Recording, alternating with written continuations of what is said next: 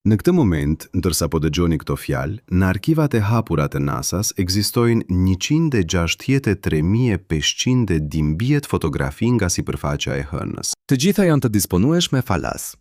Çdo kush mund t'i shkarkojë. Por ka diçka të çuditshme. Nga të gjitha këto fotografi, vetëm 27 janë përdorur ndonjëherë në prezantime zyrtare. Vetëm 27 nga 163.500 dimbjet. Pyetja nuk është pse NASA i fsheh fotografit. Pyetja është pse i publikon ato, por nuk flet kurrë për to. Në vitin 1971, astronauti Alan Shepard qëndronte në krateri Fra Mauro. Ai bëri 112 fotografi. 111 prej tyre tregojnë saktësisht atë që pritej: shkëmbinj, pluhur, horizont i zbrazët. Por fotografia numër 112 tregon diçka tjetër. Në sfond, afër horizontit, shihet një strukturë me forma gjeometrike të përsosura. Lartësia e saj, sipas analizës së hijeve, është rreth 18 metra. NASA e publikoi këtë fotografi në arkivin zyrtar, por në asnjë raport, në asnjë konferencë shtipi, në asnjë dokumentar, kjo strukturë nuk është përmendur asnjëherë. Kjo nuk është teori konspirative.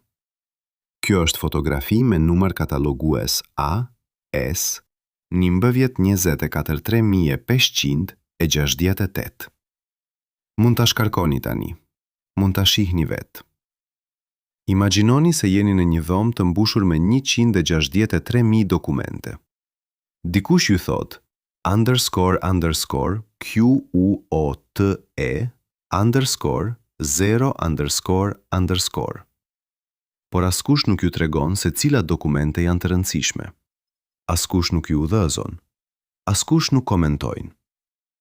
Kjo është saktësisht ajo që NASA bëri me fotografit hënore. I publikoi të gjitha. Por krijoi një oqean aq të madh informacioni, sa që askush nuk do të kishte kohë t'i shikonte me vëmendje. Kjo quhet transparencë përmes bingarkesës.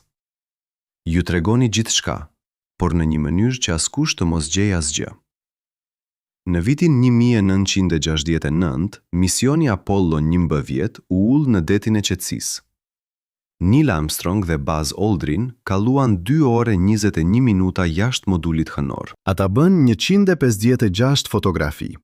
Në 23 prej tyre, në sfond, shihen objekte që reflektojnë dritën në një mënyrë që shkëmbinjtë hënore nuk e bëjnë kurrë.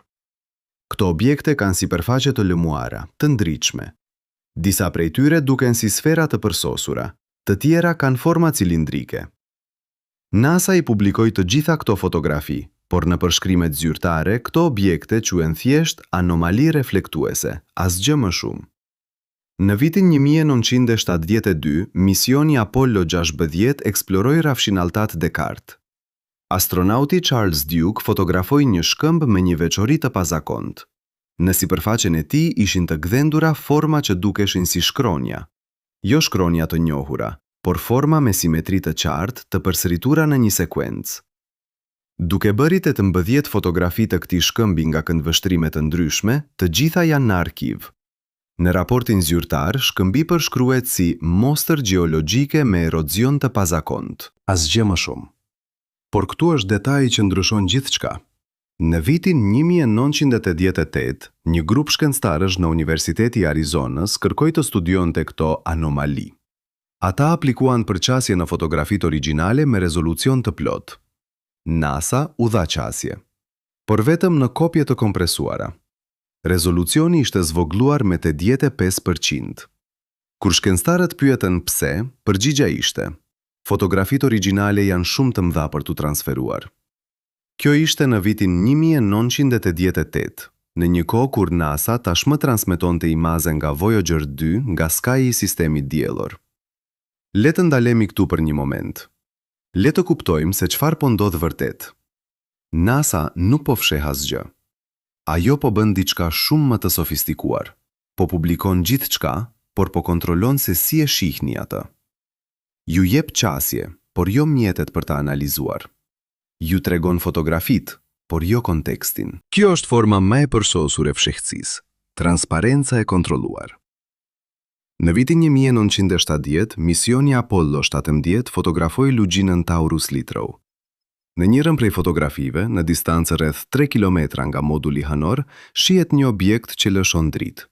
Jo reflekton dritën, lëshon dritë. Kjo është e rëndësishme.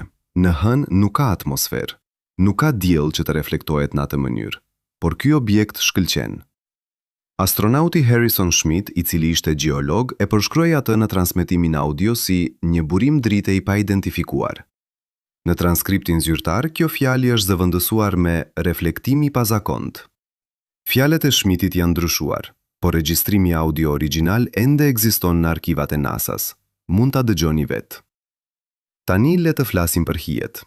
Në hën, për shkak të mungesës së atmosferës, hijet janë absolute. Ose je në dritë, ose je në errësirë totale. Nuk ka zona të ndërmjetme. Nuk ka hije të zbeta. Por në 29 fotografi nga misione të ndryshme, hijet nuk sillen ashtu siç duhet. Në disa fotografi, hijet bien në drejtime të ndryshme, sikur të kishte më shumë se një burim drite. Në të tjera, objektet në hije janë të dukshme me detaje, sikur të ishin të ndricuara nga diçka tjetër. Skeptikët tonë. Kjo është për shkak të reflektimit nga sipërfaqja hënore. Por shkencëtarët e NASA-s vetë kanë llogaritur se sipërfaqja hënore reflekton vetëm 7% të dritës. Kjo nuk mjafton për të ndriçuar objektin e hije me atë qartësi. Në vitin 1974, NASA publikoi një raport të brendshëm me titull Anomalitë optike në fotografit hënore. Raporti ishte 112 faqe. Ai analizonte 26 fotografi ku hijet nuk përputheshin me modelet fizike. Përfundimi ishte: kërkohem studime të mëtejshme. Por studimet e mëtejshme nuk u bën kurrë. Raporti u deklasifikua në vitin 2005, por nuk u publikua kurrë në faqen zyrtare të NASA-s. Ai u zbulua vetëm kur një gazetar kërkoi dokumente përmes ligjit për lirinë e informacionit. Tani ai është i disponueshëm, por duhet ta kërkoni me numrin e saktë të dokumentit. NASA TMX 29864. Le të shkojmë më thellë. Le të flasim për strukturat. Në vitin 1971, Lunar Orbiter 5 fotografoi anën e largët të hënës. Në një krateri të quajtur Tsiolkovski, ai kapi një imazh që tregon një strukturë me formë drejtkëndëshe. Gjatësia e saj është rreth 512 metra. Gjerësia është 183 metra. Lartësia, sipas analizës së hijeve, është rreth 35 metra. Kjo strukturë ka kënd të drejta të përsosura. Ka simetri bilaterale. Ka një hyrje të qartë në njërin anë. NASA e publikoi këtë fotografi me numrin katalogues LO5M168. Por në përshkrimin zyrtar, struktura quhet formacion gjeologjik i pazakont. Asgjë më shumë. Por këtu është detaji që askush nuk e diskuton. Në vitin 1984, NASA dërgoi sondën Clementine për të rifotografuar të njëjtin krateri. Clementine kishte kamera me rezolucion 10 herë më të lartë se Lunar Orbiter. Ajo fotografoi të njëjtin krateri nga të njëjtat këndvështrime. Por fotografitë e Clementine nuk u publikuan kurrë në arkivin publik. Kur u pyetën pse, NASA tha: fotografitë janë të klasifikuara për arsye të sigurisë kombëtare. Por si mund të jetë një fotografi e hënës e klasifikuar për arsye të sigurisë kombëtare? Çfarë kërcënimi për sigurinë kombëtare mund të vijë nga një krateri në anën e largët të hënës? Në vitin 1998, një ish inxhinier i NASA-s me emrin Ken Johnston doli publikisht dhe tha se ai kishte parë fotografi origjinale që tregonin struktura artificiale në hënë. Ai tha se këto fotografi ishin pastruar përpara se të publikoheshin. Johnston kishte punuar në laboratorin e marrjesës të dënave hënore në Houston. Ai kishte qasje direkte në fotografitë origjinale. Kur ai foli publikisht, NASA e pushoi nga puna. Arsyeja zyrtare ishte shkelje e protokollit të konfidencialitetit. Por Johnston kishte punuar për NASA për 33 vjet. Ai kishte marrë 4 çmime për shërbim të shkëlqyer. Ai nuk ishte asnjë shkelje të mëparshme. Dhe papritur, pas një deklarate publike, ai u pushua. Le të flasim për diçka që askush nuk e përmend: fotografitë që mungojnë. Çdo mision Apollo kishte një plan fotografik të detajuar. Çdo astronaut dihej saktësisht se çfarë duhej të fotografonte, kur dhe nga cili këndvështrim. Këto plane janë të disponueshme në arkivat e NASA-s, por kur krahasoni planet me fotografitë aktuale, ka boshllëqe. Ka momente kur astronautët duhej të kishin bërë fotografi, por nuk ka asnjë fotografi në arkiv. Ka sekuenca ku numrat e fotografive kërcejnë.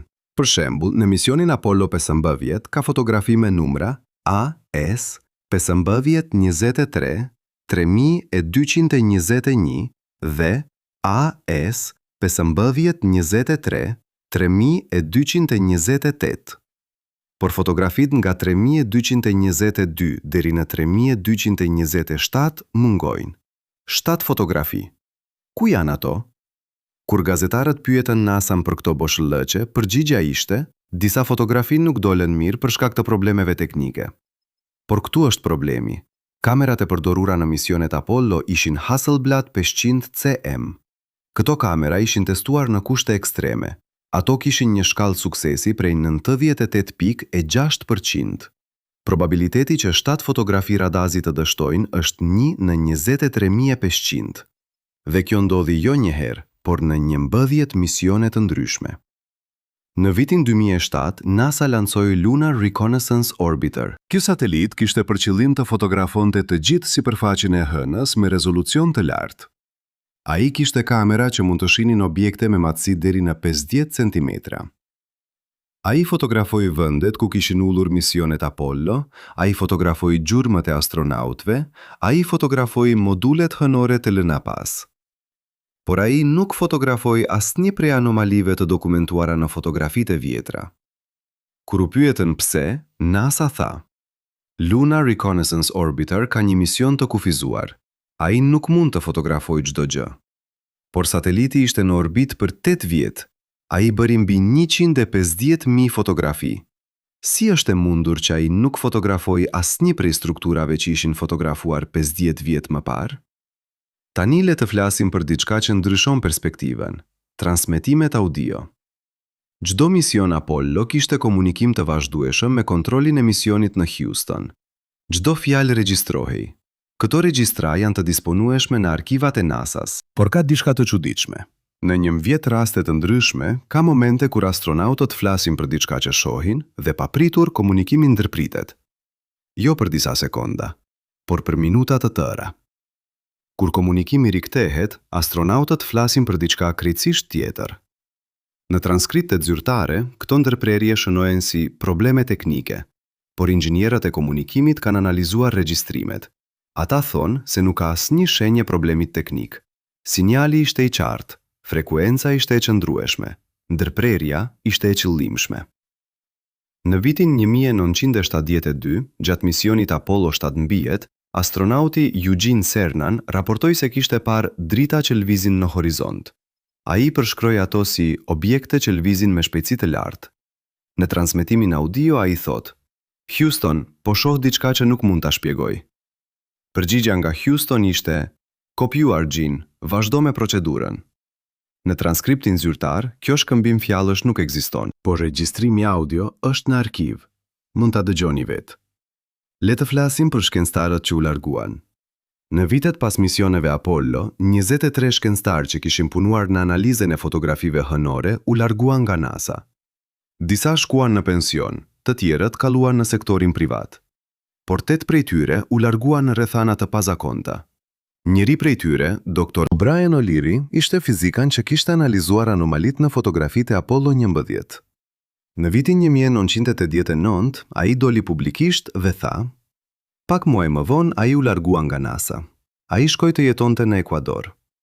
Ai vdiq në vitin 2011 në rrethana që familja e tij përshkroi si _QUOTE_24_. Por asnjë hetim nuk u bë kurrë. Tani le të hapim fotografitë. Jo të gjitha 163.500 dimbëdjet, por ato që NASA nuk i komentoi kurrë. Le të fillojmë me diçka që mund ta verifikoni brenda 5 minutash. Hyni në faqen e arkivit të NASA-s, shkruani Apollo 11, magazine 24, fotografia 3568. Kjo është fotografia që Alan Shepard bëri në krateri Fra Mauro. Zmadhoni imazhin. Shikoni horizontin në të djathtë. Atje, në distancë rreth 2 kilometra e gjysmë, shihet një objekt me formë cilindrike. Lartësia e tij, Nëse e llogaritni bazuar në hijet për rreth, është rreth 18 metra. diametri është rreth 5 metra. Sipërfaqja është e lmuar. Nuk ka krater, nuk ka pluhur. Në hënë, ku çdo sipërfaqe është e mbuluar me pluhur për shkak të bombardimit me mikrometeorite që zgjat miliarda vjet, ky objekt është krejtësisht i pastër. Por këtu është detaji që ndryshon gjithçka. Në të njëjtën fotografi, në të majt të objektit, shihet një hije. Kjo hije bie në një drejtim që nuk përputet me hijet e shkëmbimeve përreth. Dieli në atë moment ishte në një kënd prej 32 gradë mbi horizont. Të gjitha hijet e shkëmbimeve bien në një drejtim të caktuar, por hija e këtij objekti bie në një drejtim tjetër, sikur objekti të ishte i ndriçuar nga një burim tjetër drite, ose sikur objekti të ishte lvizur pas momentit kur dieli ishte në një pozicion tjetër. Në vitin 1986, Një grup fizikanësh nga Instituti i Teknologjisë i Kalifornisë analizuan këtë fotografi. ata përdorën software fotogrametrik për të llogaritur pozicionin e diellit bazuar në të gjitha hijet e dukshme. Përfundimi ishte, hija e objektit cilindrik nuk përputet me pozicionin e diellit. Devijimi është 18 gradë. Në një mjedis pa atmosferë, ku drita udhton në vija të drejta, kjo është e pamundur. Përveç nëse objekti nuk ishte atje kur u bë fotografia. Përveç nëse ai u shfaq më vonë. Përveç nëse ai lëviz. Studimi u publikua në një revistë shkencore me emrin QUOTE 45. Revista kishte një faktor ndikimi të ulët. Studimi u citua vetëm 7 herë në 20 vjet. NASA nuk e komentoi kurrë. Por 3 muaj pas publikimit, NASA lëshoi një direktivë të brendshme që kërkonte që të gjitha fotografitë e ardhshme hënore të kalonin përmes një _QUOTE_26__ përpara se të publikoheshin. Kjo direktivë është e disponueshme përmes ligjit për lirinë e informacionit. Numri i dokumentit është NASAPD 120-386. Tani le të shkojmë në një fotografi tjetër. Apollo 15, magazine 29, fotografia 4823. Kjo fotografi u bën nga astronauti David Scott në Rima Headley, një lugjinë e gjatë në sipërfaqen hënore. Në këtë fotografi shihet diçka që nuk duhet të ekzistonte, një vijë e drejtë.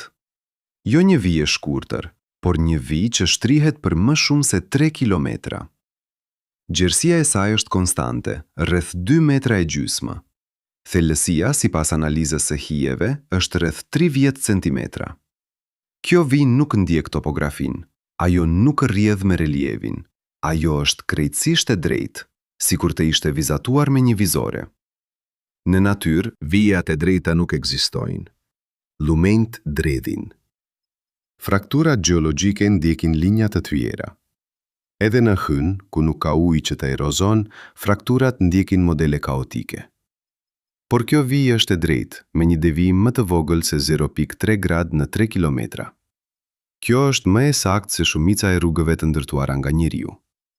Në vitin 1992, një gjeolog me emrin Dr. Faruk Elbaz, i cili kishte punuar si këshilltar shkencor për misionet Apollo, u pyet për këtë vijë në një intervistë. Ai tha: Gazetari pyeti. Elbaz u përgjigj. Gazetari i tregoi fotografinë. Elbaz e shikoi për 20 sekonda. Pastaj tha: Intervista u publikua në një revistë me emrin. Revista pushoi se ekzistuari 2 vjet më vonë. Le të shkojmë më thellë, le të flasim për sferën. Apollo 7 mbyjet, magazine 23, fotografia 5102 mbyjet. Në këtë fotografi, në sfond, shihet një objekt sferik. Diametri i tij, sipas analizës së shkallës, është rreth 7 metra. Sipërfaqja është krejtësisht e lmuar. Ajo reflekton dritën në një mënyrë që tregon se sipërfaqja është jo vetëm e lmuar, por e lustruit. Në hën, ku çdo sipërfaqe është e veshur me një shtresë pluhuri të hollë që thith dritën, ky objekt shkëlqen. Por këtu është detaji që askush nuk e diskuton. Në të njëjtën fotografi, në të majt të sferës, shihet një shkëmb i zakonshëm hënor. Ky shkëmb ka një sipërfaqe të ashpër, të mbulluar me pluhur. Ai nuk reflekton dritën, ai e thith atë. Kjo është normale, por sfera, që është vetëm 50 metra larg shkëmbit, sillet krejtësisht ndryshe. Sikur të ishte bërë nga një material tjetër. Sikur të ishte vendosur atje nga dikush që nuk donte që ajo të mbullohej me pluhur. Në vitin 2003, një inxhinier i materialeve me emrin Dr. Richard Hoover analizoi këtë fotografi duke përdorur software spektroskopik. Ai mati se si drita reflektohej nga sipërfaqja e sferës. Përfundimi ishte, sipërfaqja ka një koeficient reflektimi prej 92%. Kjo është më e lartë se qeliku i lustruit. Kjo është më e lartë se zhami. Në natyrë, nuk ka asnjë mineral me një koeficient reflektimi aq të lartë. Hoover publikoi gjetjet e tij në një konferencë shkencore në Universitetin e Stanfordit. 3 muaj më vonë, ai u largua nga puna e tij në NASA. Arsyeja zyrtare ishte _QUOTE_3Z_. Por Hoover kishte punuar për NASA për 28 vjet. Ai kishte publikuar 112 artikuj shkencor. Ai kishte marrë 6 patenta. Dhe papritur, pas një prezantimi publik, ai u largua. Tani le të flasim për diçka që është edhe më e çuditshme. Objektet që ndryshojnë. Ka fotografi nga misione të ndryshme që tregojnë të njëjtin rajon të hënës, por objektet në këto fotografi nuk janë të njëjta. Le të shohim një shembull konkret. Apollo 11 fotografoi kraterin Daedalus në vitin 1969. Në këtë fotografi, në qendër të kraterit, shihet një formacion shkëmbor me formë piramide. Lartësia e tij është rreth 25 metra. Baza është katror me brinjë rreth 12 metra. Kjo piramid ka 4 faqe të qarta, secila me një kënd prej 52 gradë. Në vitin 1971, Apollo 15 fotografoi të njëjtin krateri, por në këtë fotografi, piramida nuk është atje. Në vend të saj shihet një shkëmb i rrafshët, asnjë lartësi, asnjë formë piramide, vetëm një shkëmb i rrafshët. Në vitin 1988, Clementine fotografoi të njëjtin krateri, dhe piramida ishte përsëri atje, me të njëjtën formë, me të njëjtin madhësi, sikur të mos kishte ndodhur asgjë. Si është e mundur? Ka 3 shpjegime të mundshme. E para, njëra prej fotografive është e rreme, por të 3 fotografit janë në arkivat zyrtare të NASA-s. Të 3 kanë numra katalogues. Të 3 kanë metadata që tregojnë datën, orën, pozicionin e kamerës. E dyta, piramida u shkatërua nga një meteorit dhe pastaj u rindërtua. Por probabiliteti që një meteorit të godas saktësisht atë vend dhe pastaj një tjetër meteorit të krijojë saktësisht të njëjtën formë është praktikisht 0. E treta, piramida lëviz, ose dikush e lëviz. Në vitin 2007, një astronom me emrin Dr. Joseph Vardi publikoi një analizë të detajuar të këtyre 3 fotografive. Ai përdori software të avancuar për të krahasuar çdo piksel. Përfundimi ishte: të 3 fotografit janë autentike. Nuk ka shenja manipulimi, por objekti në to ndryshon. Vardi propozoi një hipotezë. Kjo hipotezë u publikua në një revistë shkencore me emrin _QUOTE_34_. Revista është e respektuar. Ajo ka një faktor ndikimi të lartë, por studimi i Vardi nuk u citua asnjëherë. Asnjë shkencëtar tjetër nuk e komentoi, sikur të mos ekzistonte. Le të shkojmë në një tjetër kategori anomalish. Dritën që nuk duhet të jetë atje. Në hënë, drita vjen nga një burim i vetëm, dielli. Nuk ka atmosferë që të shpërndaj dritën. Nuk ka re, nuk ka mjegull. Ose je në dritë direkte, ose je në errësirë absolute. Por në 27 fotografi nga misione të ndryshme, ka objekte që shkëlqejnë në errësirë. Apollo 11, Magazine 25, fotografia 3726. Kjo fotografi u bë në anën e errët të një shkëmbi të madh. Dielli ishte pas shkëmbit. Kamera ishte në hije, por në sfond Në distancë rreth 150 metra, shihet një objekt që lëshon dritë. Jo reflekton, lëshon. Drita është e bardhë, e ndritshme, e qëndrueshme. Ajo nuk pulson, ajo nuk ndryshon intensitet. Ajo thjesht është atje, duke ndriçuar në errësirë. Në vitin 1984, një fizikan me emrin Dr. Paul Davies analizoi këtë fotografi. Ai mati intensitetin e dritës duke përdorur densitometri. Përfundimi ishte: objekti lëshon dritë me një intensitet prej rreth 150 kandela për metër katror. Kjo është e barabartë me një lamp LED moderne, por kjo fotografi u bë në vitin 1969, 20 vjet përpara se LED të shpikeshin. Davies publikoi gjetjet e tij në një konferencë të Shoqërisë Mbretërore të Astronomisë në Londër. Ai propozoi që objekti mund të ishte një mineral që lëshon dritë për shkak të fosforeshencës, por fosforeshenca kërkon që minerali të jetë ekspozuar ndaj dritës së diellit më parë, dhe objekti në fotografi ishte në hije. Ai nuk ishte që një ekspozuar ndaj diellit për orë të tëra. Davies nuk ishte një shpjegim. Ai përfundoi prezantimin duke thënë: _QUOTE_35__. Por studimi i mëtejshëm nuk u bë kurrë. Tani le të flasim për diçka që është edhe më shqetësuese: objektet që lënë gjurmë. Në hënë, gjurmët mbeten përgjithmonë. Nuk ka erë që t'i fshi. Nuk ka ujë që t'i erodoj. Një gjurmë e bërë sot do të jetë atje për miliona vjet. Astronautët e Apollo lanë gjurmë. Këto gjurmë janë të dukshme në fotografi. Ato janë të qarta, të thella, të përsosura. Por në disa fotografi ka gjurmë që nuk janë të astronautëve. Gjurmë që janë shumë të mëdha, gjurmë që kanë forma të çuditshme, gjurmë që nuk përputhen me asnjë pajisje të njohur. Apollo 15, magazine 31, fotografia 6228. Në këtë fotografi shihet një gjurmë në pluhur. Gjatësia e saj është rreth 3 metra, gjerësia është rreth 20 cm, thellësia është rreth 5 cm. Kjo gjurmë ka një formë të çuditshme. Ajo nuk është e drejtë, ajo dredh. Ajo ka kurba të buta, sikur diçka të kishte rrëshqitur përmes pluhurit. Por në hënë, ku nuk ka fërkim për shkak të mungesës së atmosferës, objektet nuk rrëshqasin. Ato rrokullisen ose kërcejnë. Në vitin 1995, një inxhinier mekanik me emrin Dr. James Oberg analizoi këtë gjurmë. Ai përdori modele kompjuterike për të simuluar se si objektet lëvizin në gravitetin e ulët të hënës. Përfundimi ishte: asnjë objekt i njohur nuk mund të lërë një gjurmë të tillë. Një shkëm që rrokullisej do të linte një gjurmë të drejtë. Një pajisje që rrëshqiste do të linte një gjurmë më të gjerë. Por kjo gjurmë ka një formë që nuk përputet me asnjë model fizik të njohur. Oberg propozoi që gjurmën mund ta kishte lënë një objekt që ndryshonte drejtim ndërsa lëvizte. Por në hënë, ku nuk ka ajër që të krijojë rezistencë, objektet nuk ndryshojnë drejtim pa një forcë të jashtme. Oberg nuk kishte një shpjegim.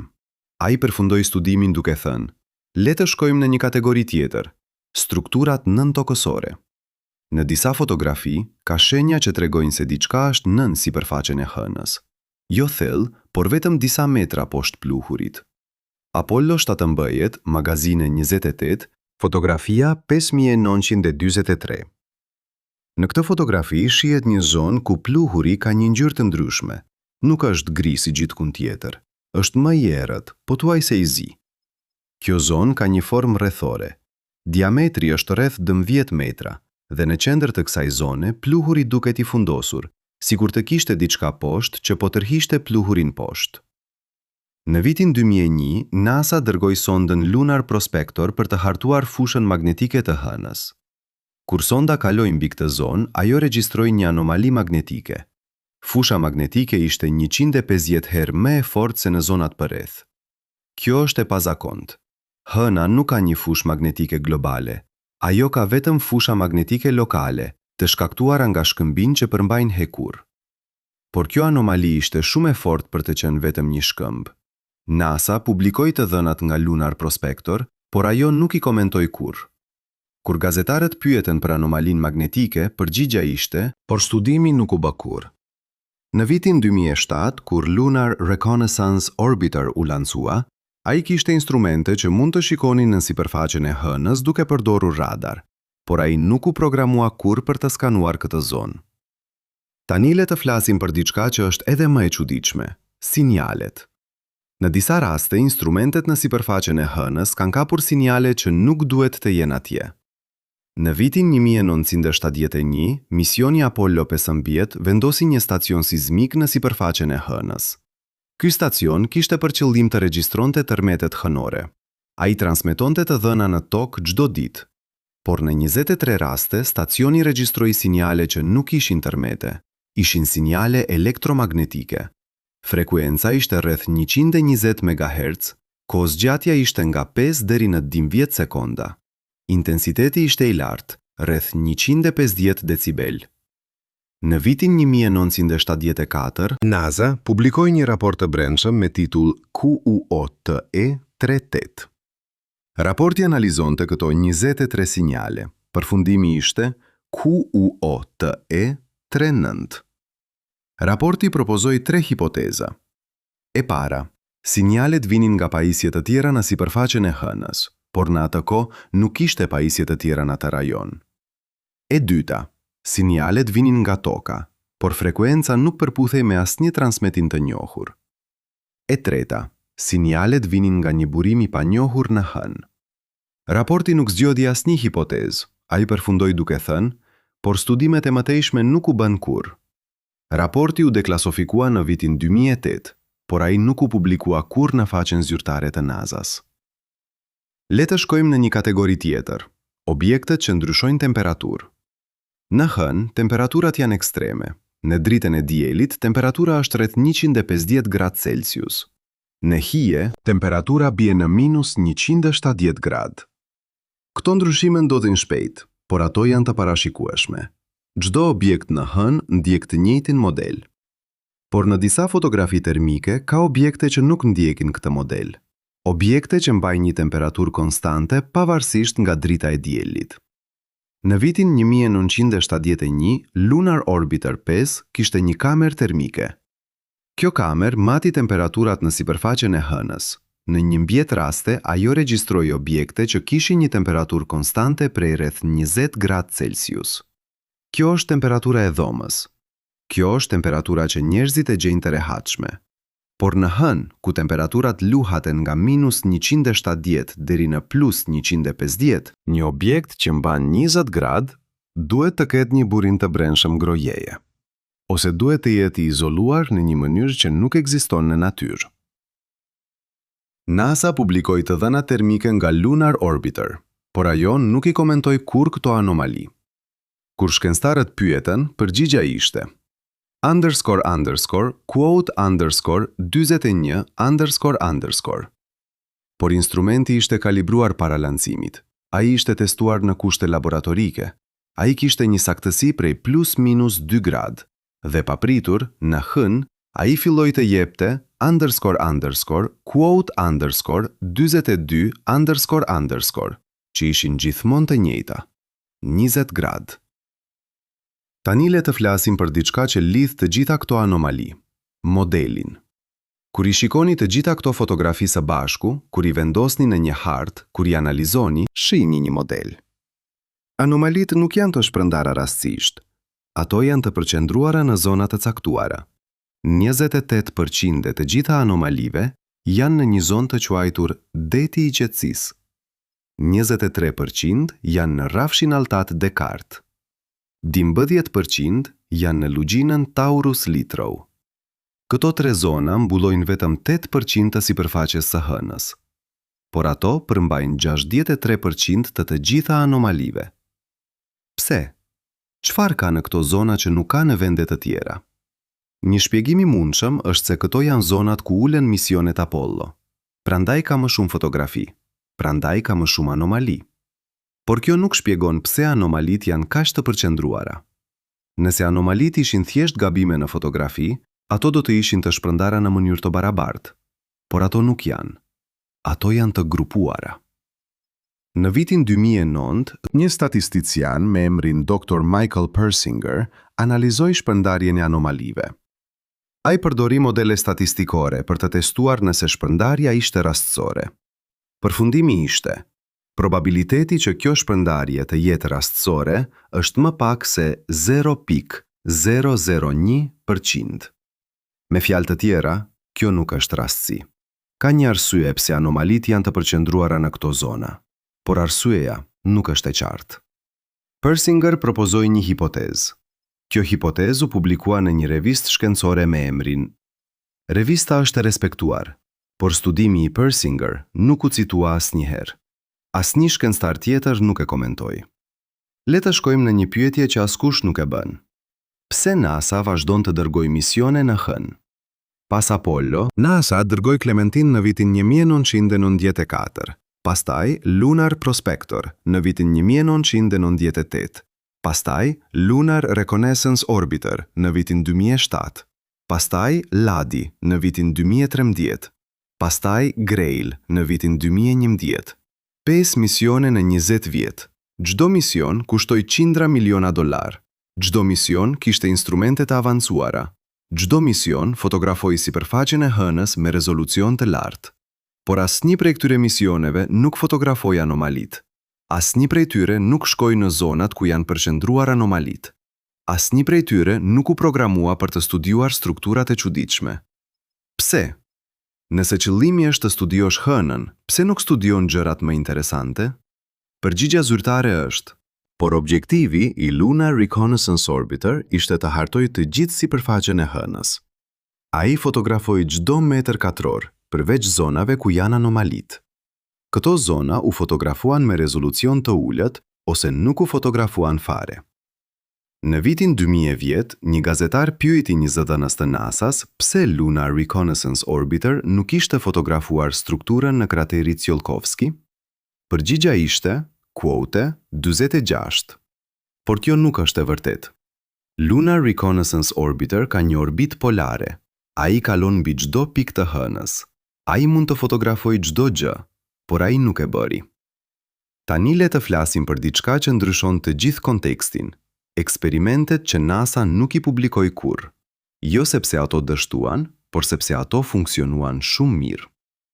Në vitin 1972, gjatë misionit Apollo 16, astronautët vendosën një instrument të quajtur spektrometer masazh në sipërfaqen e Hënës.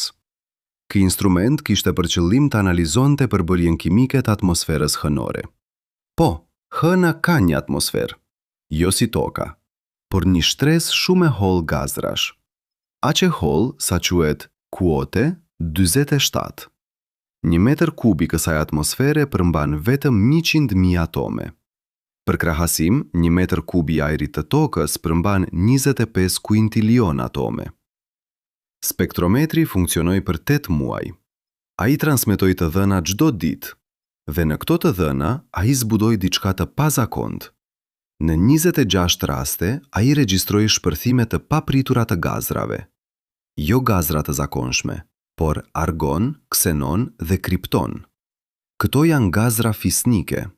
Ato nuk reagojnë me asgjë. Ato janë të rënda. Ato nuk mund të vinë nga dielli. Ato nuk mund të vinë nga era diellore. Ato duhet të vinë nga brenda Hënës. Por këtu është detaji që ndryshon gjithçka. Shpërtimet nuk ishin të rastësishme. Ato ndodhnin në momente të caktuara. Çdo 24 orë e 50 minuta. Me një saktësi prej plus minus 3 minuta. Kjo është saktësia e një ore atomike. Kjo është saktësia e një mekanizmi të programuar. Në vitin 1974, NASA publikoi një raport të brendshëm me titull QOT-48. Raporti ishte 187 faqe. Ai përmbante grafe, tabela, analiza statistikore. Përfundimi ishte QOT-49. Por raporti nuk propozoi se çfarë lloj mekanizmi mund të ishte. Ai përfundoi duke thënë: "Ky raport u deklasifikua në vitin 2011, por ai nuk u publikua kurrë në faqen zyrtare të NASA-s. Ai u zbulua vetëm kur një fizikan me emrin Dr. Timothy Swindle kërkoi dokumente përmes ligjit për lirinë e informacionit. Swindle publikoi një artikull për këtë raport në vitin 2015. Artikulli u publikua në një revistë me emrin QOTE 61, por ai u citua vetëm 3 herë. Asnjë shkencëtar tjetër nuk e komentoi.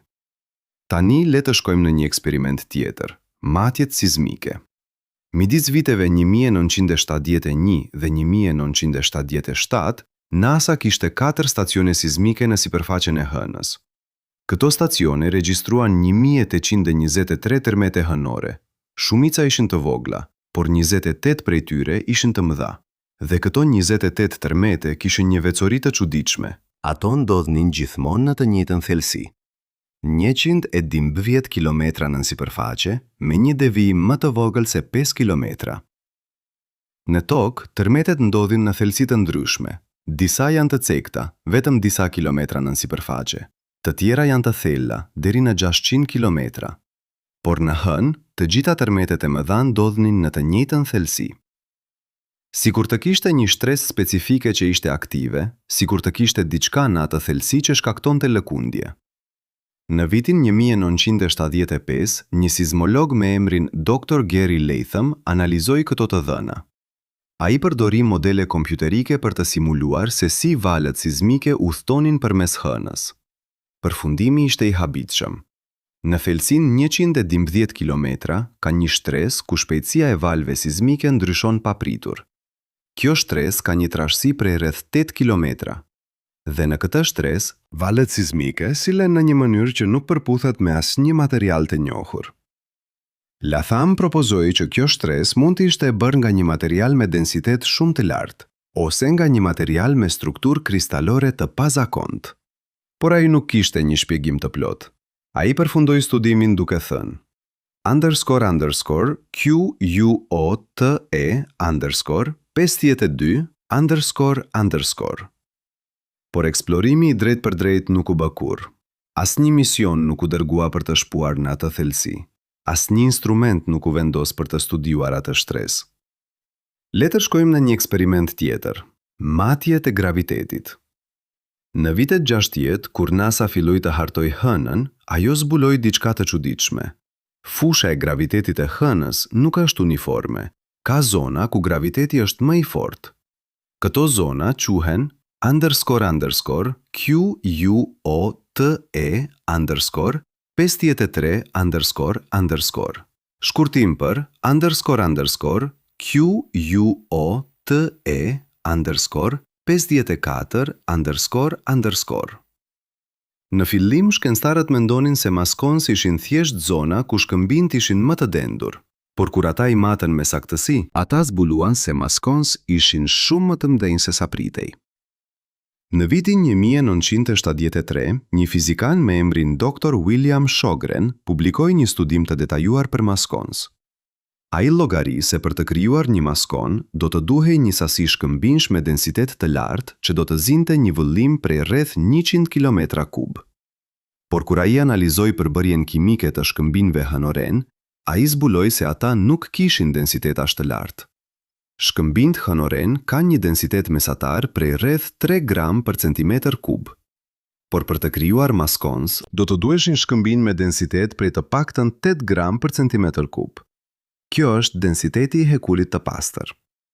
Shogren propozoi që maskons mund të ishin shkaktuar nga meteorite të mëdhenj që kishin goditur Hënën.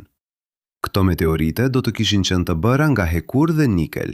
Ato do të kishin depërtuar thellë në sipërfaqen e Hënës dhe ato do të kishin krijuar përqendrime mase.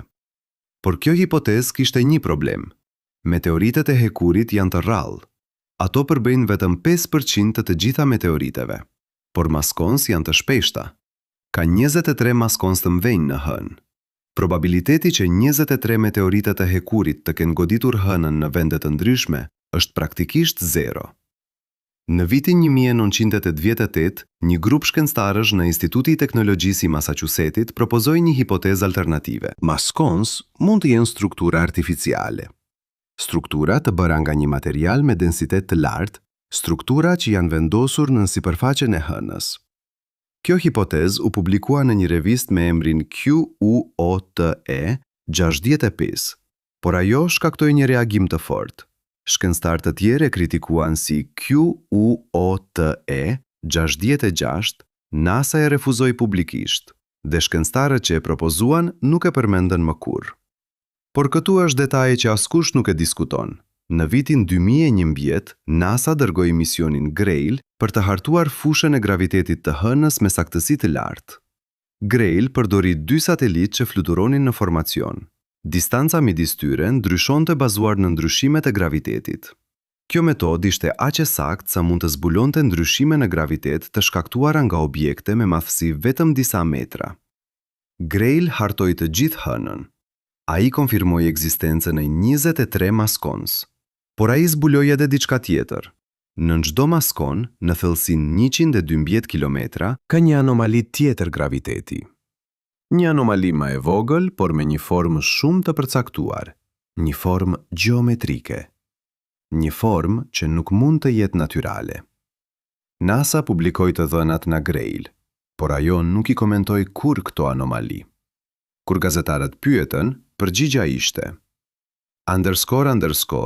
_quote_57__, por variacionet normale nuk kanë forma gjeometrike. Variacionet normale janë kaotike, të paregullta. Këto anomali ishin të rregullta, simetrike, të përsëritura. Tani le të flasim për diçka që lidh të gjitha këto eksperimente. Kohën. Të gjitha këto anomali, shpërtimet e gazrave, tërmetet, maskons, ndjekin një model kohor. Ato nuk ndodhin rastësisht. Ato ndodhin në momente të caktuara. Dhe këto momente kanë një lidhje me diçka që askush nuk e pret, me pozicionin e tokës. Në vitin 1976, një astronom me emrin Dr. John O'Keefe analizoi kohën e të gjitha anomalive të regjistruara. Ai zbuloi një model.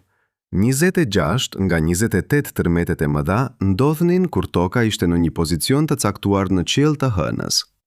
Konkretisht, kur toka ishte në zenit, drejt për drejt mbi vendin ku ndodhi tërmeti, probabiliteti që kjo të jetë rastësi është më pak se 0.0001%. O'Keefe propozoi që tërmetet mund të shkaktoheshin nga forcat e baticës. Toka tërheq Hënën, ashtu si Hëna tërheq tokën dhe shkakton baticën e oqeaneve. Por forcat e baticës në Hënë janë shumë të vogla. Ato nuk janë të mjaftueshme për të shkaktuar tërmete. Dhe ato nuk shpjegojnë pse tërmetet ndodhin gjithmonë në të njëjtën thellësi. O'Keefe propozoi një hipotezë alternative. Mund të ketë një mekanizëm në brendësi të Hënës që reagon ndaj pozicionit të tokës. Një mekanizëm që aktivizohet kur toka është në një pozicion të caktuar. Por ai nuk specifikoi se çfarë lloj mekanizmi mund të ishte. Ai përfundoi studimin duke thënë: "Kjo është një pyetje që kërkon studime të mëtejshme." Studimi u publikua në një revistë me emrin Icarus, por ai nuk u citua gjerësisht. Asnjë shkencëtar tjetër nuk e zhvilloi këtë hipotezë. Le të shkojmë në një kategori tjetër eksperimentesh: matjet elektromagnetike. Në vitin 1971, misioni Apollo 15 vendosi një instrument të quajtur magnetometer në sipërfaqen e Hënës. Ky instrument mati fushën magnetike lokale. Ai funksionoi për 5 vjet, dhe në këto 5 vjet ai regjistroi diçka të pazakontë. Në 21 raste, fusha magnetike u rrit papritur. Jo pak, por me një faktor prej 100.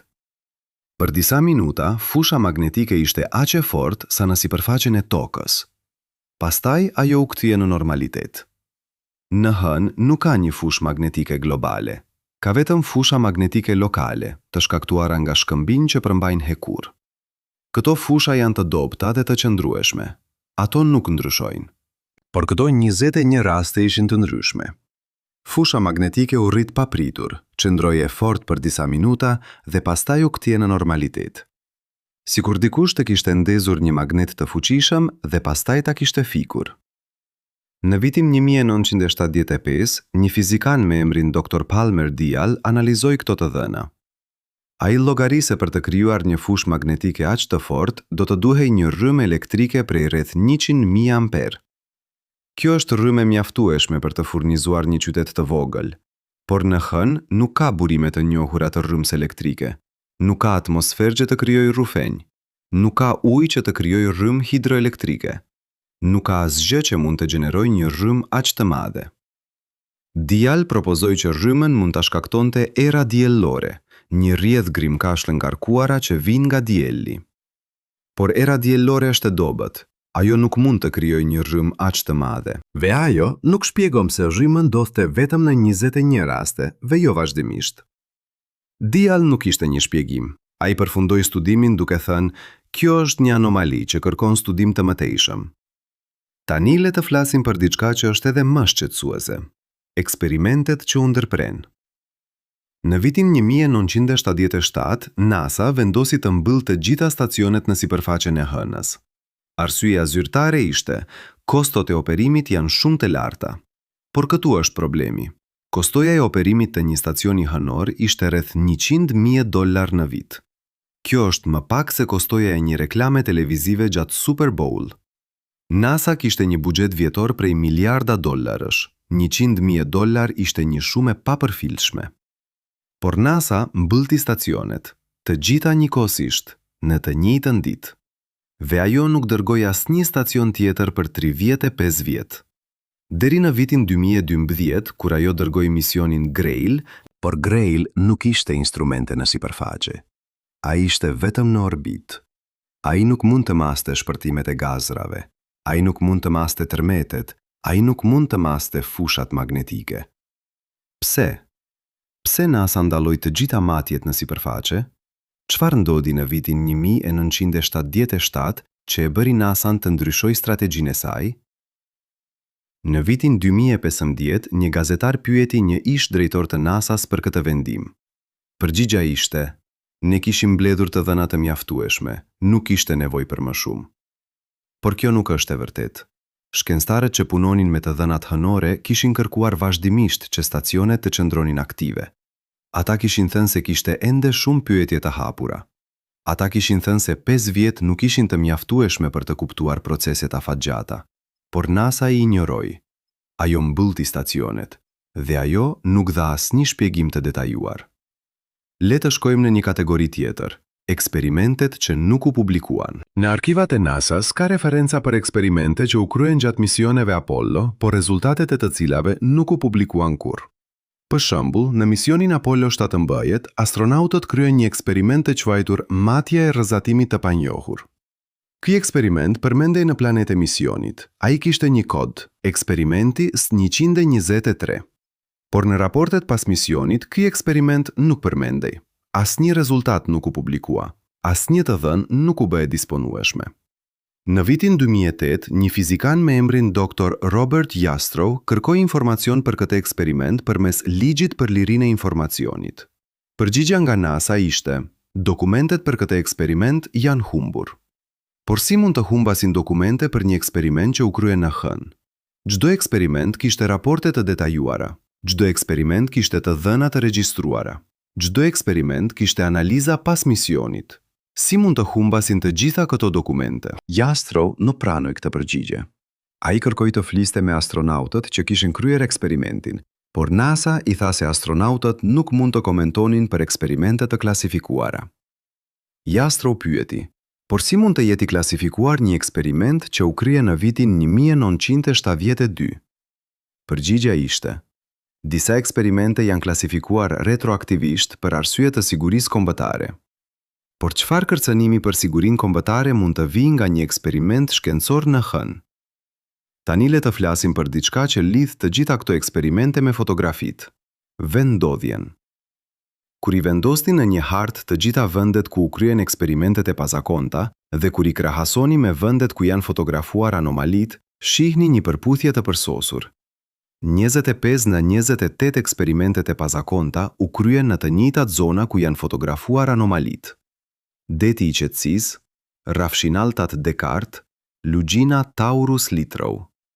Kjo nuk është rastësi. NASA e dinte se këto zona ishin të veçanta. Ajo i zgjodhi këto zona për misionet Apollo. Ajo vendosi instrumente atje. Ajo kreu eksperimente atje. Por ajo nuk tregoi kurrë pse këto zona ishin të veçanta. Ajo nuk publikoi kurrë të gjitha rezultatet. Ajo nuk shpjegoi kurrë pse këto zona ishin kaq interesante. Në vitin 1968, një vit përpara misionit të parë Apollo, NASA publikoi një raport të brendshëm me titull Zgjedhja e vendeve të uljes për misionet hënore. Ky raport analizonte 10 vende të mundshme. Ai vlerësonte bazuar në siguri, akses, interes shkencor. Dhe ai rekomandoi 3 vende: Deti i qetësisë, Rafshinaltat Descartes, Lugjina Taurus Litrou. Këto ishin saktësisht vendet ku më vonë u fotografuan anomalit, por këtu është detaji që ndryshon gjithçka. Raporti përmend karakteristika të pazakonta në këto vende. Ai përmend anomali që kërkojnë studim të drejtë për drejtë. Ai përmend struktura që nuk përputhen me modelet gjeologjike. Por ai nuk specifikoi se çfarë ishin këto karakteristika. Ai nuk tregoi se çfarë ishin këto anomali. Ai nuk përshkroi se çfarë ishin këto struktura. Ky raport u deklasifikua në vitin 2005, por ai nuk u publikua kurrë në faqen zyrtare të NASA-s. Ai u zbulua vetëm kur një historian me emrin Dr. Roger Launius kërkoi dokumente për një libër që po shkruante për historinë e programit Apollo. Launius publikoi fragmente nga ky raport në librin e tij, por libri u botua nga një shtëpi botuese e vogël. Ai u shit vetëm në 150 kopje. Asnjë media e madhe nuk e komentoi.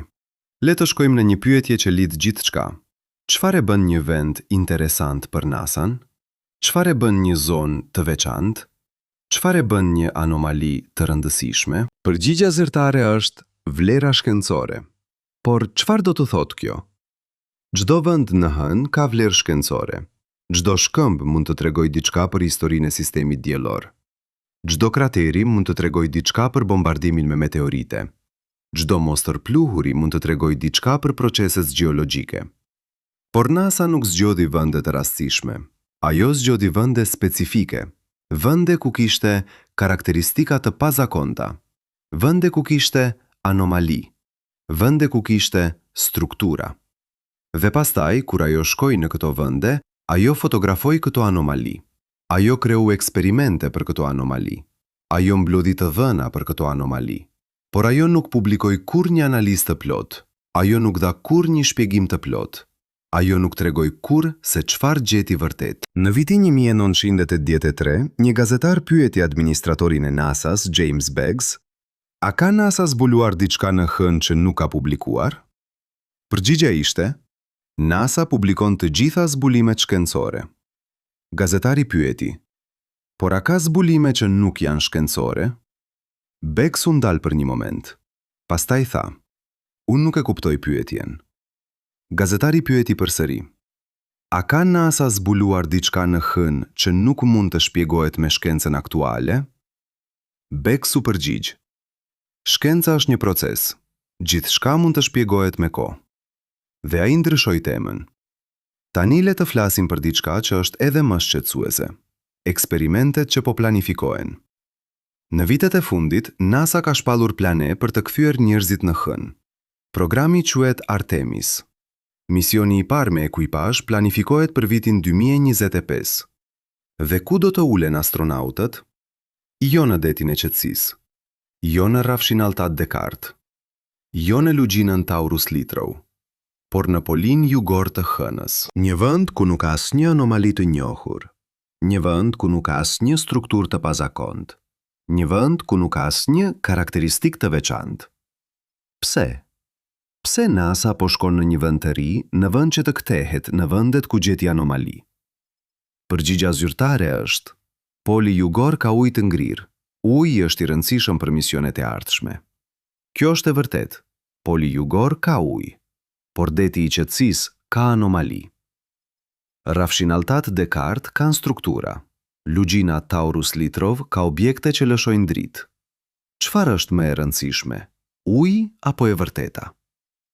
Në vitin 2019, një gazetar pyeti administratoren e NASA-s, Jim Bridenstine, për këtë vendim. Përgjigjja ishte, ne po shkojmë në polin jugor sepse ai ofron mundësi të reja shkencore.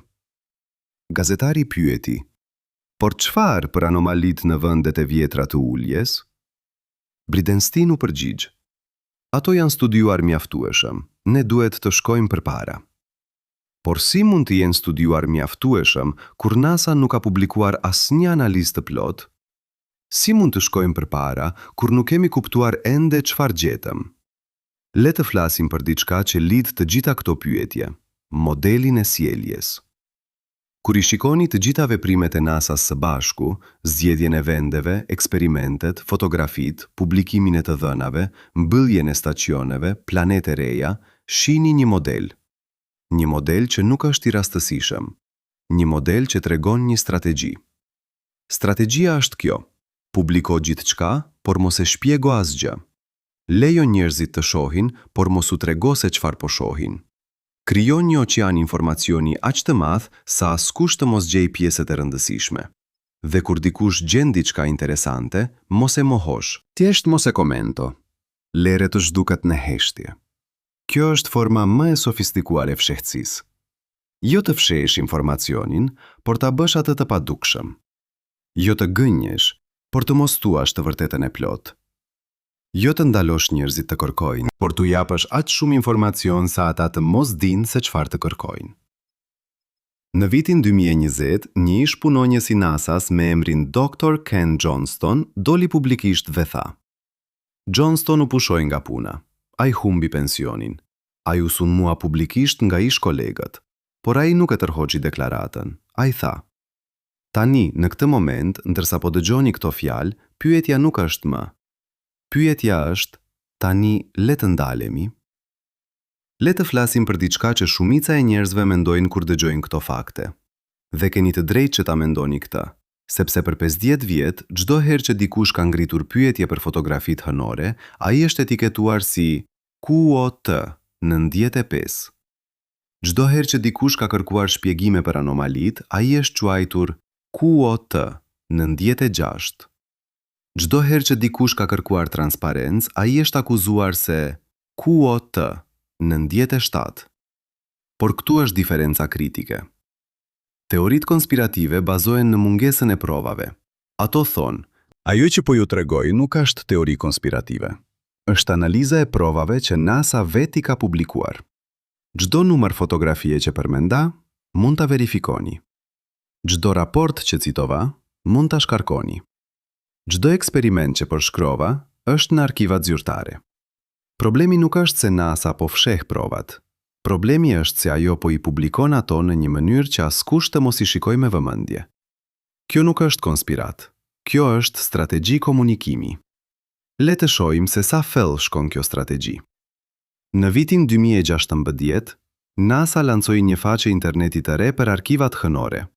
Faqja quhet QOTE 99. Ajo përmban të gjitha fotografitë nga misionet Apollo, të gjitha janë të disponueshme, të gjitha janë falas.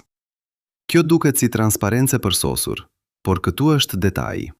Kur kërkoni një fotografi specifike, për shembull Apollo 11, magazine 24, fotografia 3568, faqja ju jep një imazh, por ky imazh është I kompresuar. Rezolucioni është zvogluar me 82%, ngjyrat janë të rregulluara, kontrasti është I ndryshuar. Kjo nuk është fotografia origjinale. Kjo është një version I përpunuar. Për të marrë fotografinë origjinale, duhet të bëni një kërkesë formale. Duhet të plotësoni një formular, duhet të shpjegoni pse e doni, duhet të prisni nga 4 deri në 6 javë, dhe kur e merrni, ajo vjen në një format të veçantë që kërkon software të specializuar për t'u hapur. Software që kushton rreth $800. Pse? Pse NASA e bën aq të vështirë të shohësh fotografitë origjinale? Përgjigjja zyrtare është: fotografitë origjinale janë shumë të mëdha, ato do të ngadalsonin faqen. Por kjo është në vitin 2024. YouTube transmeton video me rezolucion 4K në kohë reale. Netflix transmeton filma me rezolucion 8K. Por NASA nuk mund të publikojë fotografi me rezolucion të plot? Në vitin 2018, një programues kompjuterik me emrin Alex Chen krijoi një mjet që automatizonte procesin e kërkesës për fotografi origjinale. Mjeti plotësonte formularin, dërgonte kërkesën, shkarkonte fotografin kur ajo bëhej e disponueshme. Chen e publikoi këtë mjet falas në internet. Brenda një jave, NASA ndryshoi sistemin e kërkesave. Ajo shtoi një verifikim captcha që nuk mund të automatizohej. Ajo kërkoi verifikim me email, ajo kufizoi numrin e kërkesave në 3 në muaj për person. Chen u pyet në një intervistë: "Pse mendoni se NASA bëri këtë?" Ai u përgjigj: "Sepse ata nuk duan që njerëzit të shohin fotografitë origjinale. Ata duan të kontrollojnë kush i shikon dhe kur. Tani le të shkojmë në një nivel tjetër. Çfarë ndodh kur dikush vërtet shikon fotografitë origjinale? Çfarë ndodh kur dikush i analizon ato me mjete profesionale? Në vitin 2020, një grup shkencëtarësh të pavarur nga 5 vende të ndryshme krijua një projekt të quajtur Lunar Anomaly Research Collective. Ata mblodhin fonde përmes crowdfunding. Ata blen software profesional për analizë imazhesh.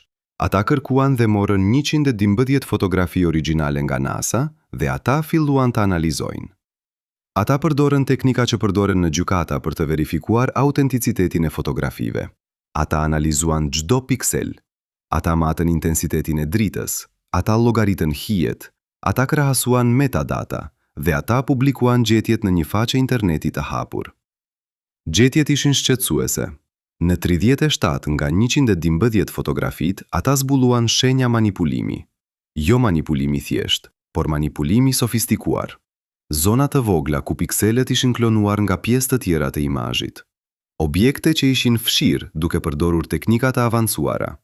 Hije që ishin rregulluar për të fshehur mospërputhje. Ata publikuan një raport të detajuar me 110 faqe. Raporti përmbante krahasime para dhe pas. Ai tregonte saktësisht ku ishin bërë ndryshimet. Ai shpjegonte teknikat që ishin përdorur dhe ai përfundonte me një pyetje. Pse NASA po manipulon fotografit përpara se t'i publikoj? Brenda 3 ditësh, faqja e internetit u sulmua. Jo nga haker të rastësishëm, por nga një sulm i koordinuar që erdhi nga adresa IP që gjurmoheshin në servera qeveritar amerikan. Faqja u mbyll, të dhënat u humbën dhe kur grupi u përpoqë ta riktente faqen, ata zbuluan se domeni ishte bler nga një kompani anonime. Kompania nuk u përgjigj asnjë kërkese. Domeni mbetet i blokuar deri sot. Por raporti kishte qenë shkarkuar nga 1823 persona përpara se faqja të mbyllej. Kopjet të tij qarkullojnë ende në internet. Mund ta gjeni nëse e kërkoni, por duhet ta kërkoni me emrin e saktë. LARC Report 2001 Evidence of Image Manipulation in NASA Lunar Archives. Tani le të flasim për diçka që është edhe më shqetësuese. Çfarë ndodh me njerëzit që flasin? Jo vetëm shkencëtarët që publikojnë studime, por njerëzit e zakonshëm që bëjnë pyetje. Në vitin 2019, një mësues shkence nga Ohio me emrin David Martinez krijoi një projekt për nxënësit e tij. Ai u kërkoi atyre të shkarkojnë fotografi nga arkivat e NASA-s dhe t'i analizonin për anomali. Ishte një projekt i thjesht arsimor. Nxënësit ishin të entuziazmuar. Ata shkarkuan qindra fotografi. Ata i analizuan me software falas, dhe ata gjetën 23 anomali që nuk mund t'i shpjegonin. Martinez i ndihmoi nxënësit të shkruajnë një raport. Ata e dërguan raportin në NASA duke kërkuar shpjegime. Ata nuk akuzuan asgjë, ata thjesht pyetën. Mund të na ndihmoni të kuptojmë këto anomali? 2 javë më vonë, Martinez u thirr në zyrën e drejtorit të shkollës. Atje ishin 2 persona nga bordi i arsimit. Ata i thanë se projekti i tij ishte i papërshtatshëm. Ata thanë se ai po promovonte teori konspirative. Ata thanë se ai duhej të ndalonte projektin menjëherë. Martinez u përpoq të shpjegonte se projekti ishte shkencor, por ata nuk dëgjuan. Ata i thanë se nëse ai vazhdonte, ai do të humbiste punën. Martinez ndaloi projektin, por ai foli për këtë në një intervistë për një gazetë lokale. Artikulli u publikua. Dhe brenda një muaji, Martinez humbi punën. Arsyeja zyrtare ishte ristrukturim buxhetor, por shkolla nuk shkurtoi asnjë mësues tjetër, vetëm Martinez. Kjo nuk është rasti izoluar. Ka 26 raste të dokumentuara të njerëzve që kanë humbur punën, financimin ose reputacionin pas që kanë bërë pyetje publike për fotografitë hënore. 26. Dhe këto janë vetëm raste që janë bërë publike. Sa të tjerë nuk kanë folur kurrë nga frika. Le të shkojmë me një pyetje që lidh gjithçka. Çfarë është aq e rëndësishme në këto fotografi sa vlen të shkatërrohen karriera? Çfarë është aq e rëndësishme sa vlen të manipulohen imazhe? Çfarë është aq e rëndësishme sa vlen të heshtet për 50 vjet? Për t'ju përgjigjur kësaj pyetjeje, Le të shohim se çfarë tregojnë fotografit kur i shikoni të gjitha së bashku, jo një nga një, por si një tërësi. Kur i vendosni të gjitha anomalit në një hartë tridimensionale të hënës, kur i lidhni me eksperimentet që u kryen, kur i krahasoni me të dhënat sismike, magnetike, termike, shihni një model që nuk mund të jetë natyror. Anomalit nuk janë të shpërndara rastësisht, ato formojnë një rrjet me nyje në detin e qetësisë, rrafshin Altat Descartes, lugjinën Taurus Littrow dhe 20 vende të tjera. Këto nyje janë të lidhura, jo fizikisht, por funksionalisht.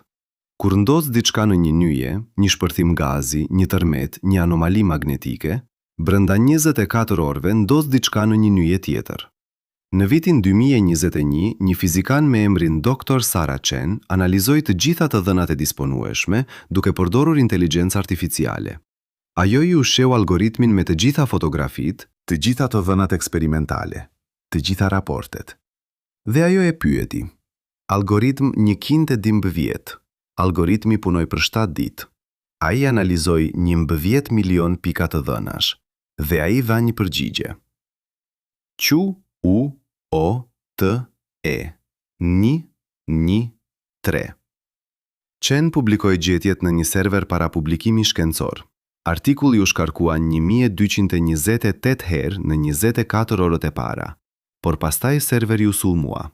Artikulli u fshi, dhe kur Chen u përposhtari publikonte, ajo zbuloi se llogaria e saj ishte mbyllur. Arsyeja e dhënë ishte QUOTE 114. Por si mund të jenë të klasifikuara të dhëna që NASA veti ka publikuar? Si mund të jetë shkelje të analizosh informacion publik? Chen u përpoq të kontaktonte NASA për shpjegime. Ajo nuk mori asnjë përgjigje.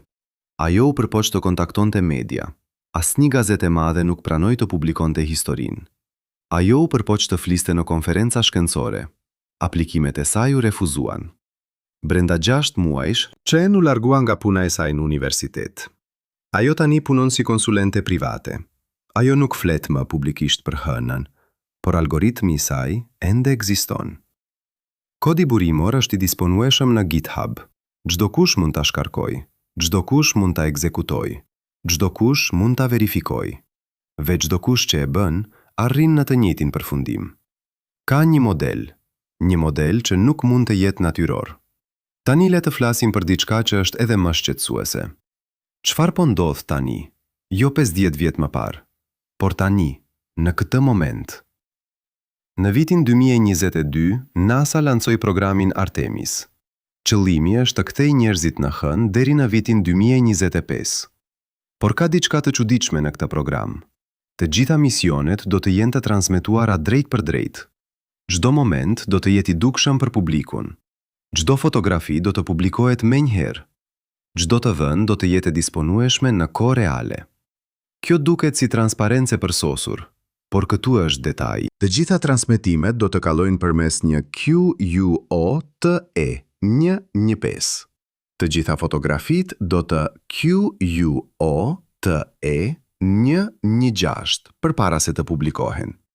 Të gjitha të dhënat do të QUOTE 117 përpara se të bëhen të disponueshme. Dhe kush do të kontrollojë këtë proces? NASA. Në dokumentet teknike të programit Artemis ka një seksion të quajtur QUOTE 118. Ky seksion përshkruan se si do të trajtohen të dhënat dhe ai përmend diçka interesante. QUOTE 119. Çfarë do të thotë QUOTE 120? Kush vendos se çfarë mund të keq interpretohet dhe çfarë është QUOTE 121? Në vitin 2023, një gazetar pyeti administratorin e NASA-s Bill Nelson për këtë protokoll. Përgjigjja ishte QUOTE 122. Por kjo nuk është punë e NASA-s. Puna e NASA-s është mbledh të dhëna, jo të interpretoj ato për publikun, jo të vendos se çfarë mund të keq interpretohet, jo të shtoj kontekst shpjegues përpara se publiku t'i shoh. Kjo është censur. Jo censur e hapur, por censur e sofistikuar, Censur që vjen e mbështjell si __, QUOTE _125 __. Censur që pretendon se po __, QUOTE _126 __, por në realitet po kontrolon se çfarë shihni dhe si e interpretoni. Le të shkojmë në një pyetje që askush nuk e bën. Çfarë do të ndodh nëse astronautët e Artemis shohin diçka që nuk mund të shpjegohet? Çfarë do të ndodh nëse ata fotografojnë një strukturë që është qartësisht artificiale? Çfarë do të ndodh nëse ata gjejnë prova që nuk mund të fshihen? Në dokumentet e programit Artemis ka një seksion tjetër të quajtur QUOTE 127. Ky seksion përshkruan se çfarë duhet të bëjnë astronautët nëse gjejnë QUOTE 128. Dhe procedura është kjo. Ndaloni transmetimin. Kontaktoni kontrollin e misionit në një kanal të enkriptuar. Prisni për udhëzime. Mos bëni asnjë deklarat publike. Kjo është procedura zyrtare. Kjo është ajo që NASA ka shkruar në dokumente. Kjo është ajo që astronautët do të ndjekin, dhe kjo do të thotë se nëse ata gjejnë diçka të rëndësishme, publiku nuk do ta di. Të paktën jo menjëherë. Të paktën jo pa QUOTE 129. Të paktën jo pa QUOTE 130. Në vitin 2024, një ish astronaut me emrin Dr. Edgar Mitchell, i cili kishte ecur në hën gjatë misionit Apollo 14, dha një intervistë pak përpara vdekjes së tij. Ai ishte 95 vjeç. Ai nuk kishte asgjë për të humbur. Dhe ai tha diçka që askush nuk e kishte thënë kur publikisht. Quoto 131 Mitchell vdiq 3 muaj pas kësaj interviste. Intervista u publikua në një podcast të vogël. Ajo u dëgjua nga vetëm disa qindra persona. Asnjë media e madhe nuk e raportoi. Asnjë gazetë e madhe nuk e përmendi, sikur të mos kishte ndodhur kurrë. Por regjistrimi audio ende ekziston. Mund ta gjeni nëse e kërkoni, mund ta dëgjoni vetë. Dhe kur ta dëgjoni, do të dëgjoni zërin e një njeriu që e di se po vdes. Një njeri që nuk ka arsye të gënjej. Një njeri që thjesht po tregon të vërtetën. Tani, në këtë moment, ndërsa po dëgjoni këto fjalë, pyetja nuk është më QUOTE 132 __. Pyetja nuk është as __ QUOTE 133 __. Pyetja është sepse e vërteta po del. Jo nga NASA, por nga njerëz të zakonshëm që po shikojnë fotografitë. Nga shkencëtar të pavarur që po analizojnë të dhënat, nga programues që po krijojnë mjete për të automatizuar kërkimin, nga gazetar që po bëjnë pyetje të vështira, nga astronaut që po flasin përpara se të vdesin. E vërteta po del, ngadalë, por në mënyrë të pashmangshme. Dhe kur ajo të dalë plotësisht, do të duhet të përgjigjemi në pyetjen më të madhe. Nëse ka diçka në hën që nuk duhet të jetë atje, çfarë do të thotë kjo për ne? Çfarë do të thotë kjo për historinë tonë? Çfarë do të thotë kjo për vendin tonë në univers? Por kjo është një pyetje për një tjetër kohë, për një tjetër bisedë, për një moment kur do të jemi gati ta dëgjojmë përgjigjen. Për tani, le të mbetemi me faktet, me fotografitë që mund t'i verifikoni, me raportet që mund t'i shkarkoni, me të dhënat që mund t'i analizoni, me pyetjet që mund t'i bëni. Sepse në fund, e vërteta nuk është ajo që ju tregojnë. E vërteta është ajo që zbuloni vetë. Dhe fotografitë janë atje. Duke pritur. Duke pritur që dikush t'i shikoj me vëmendje. Duke pritur që dikush të bëj pyetjet e duhura. Duke pritur që dikush të mos pranoj kontekstin shpjegues. Duke pritur që dikush të kërkoj të vërtetën e vërtet. Ajo person mund të jeni ju. Tani le të ndalemi. Le të dalim nga detajet. Le të shikojmë gjithë këtë nga larg. Sepse ka diçka më të madhe këtu se fotografitë. Diçka më thelbësore se strukturat në hën. Diçka që prek vetë natyrën e asaj që e quajmë të vërtet. Për 150.000 vjet, njerëzimi ka jetuar me një besim themelor, se realiteti është ajo që shohim, se e vërteta është ajo që mund të prekëm. Se bota është ajo që na tregojnë shqisat tona. Por çfarë ndodh kur shqisat tona na tregojnë diçka që nuk duhet të jetë atje? Çfarë ndodh kur fotografitë tregojnë diçka që nuk përputhet me historinë që na kanë mësuar? Filozofi francez Michel Foucault shkroi: "E vërteta nuk është ajo që zbulohet, e vërteta është ajo që prodhohet." Ai nuk po fliste për binjeshtra, ai po fliste për diçka më të thellë, se çdo shoqëri vendos se çfarë llogaritet si e vërtetë. Se çdo epokë ka mekanizmat e saj për të kontrolluar se çfarë mund të thuhet, çfarë mund të dihet, çfarë mund të besohet. Në mesjet kisha vendoste se çfarë ishte e vërtetë. Nëse thoje se toka rrotullohej rreth diellit, nuk ishe thjesht i gabuar, ishe heretik, sepse e vërteta nuk ishte çështje fakti, ishte çështje pushteti, çështje kontrolli, çështje se kush kishte të drejtën të përcaktonte realitetin. Sot ne mendojmë se jemi të ndryshëm, se jemi të lirë, se shkenca na ka çliruar nga dogma, por a jemi vërtet? Apo kemi thjesht zëvendësuar një lloj kontrolli me një tjetër? Kur NASA publikon 163.512 fotografi, por komentojnë vetëm 27, kjo nuk është shkencë. Kjo është kuratorim.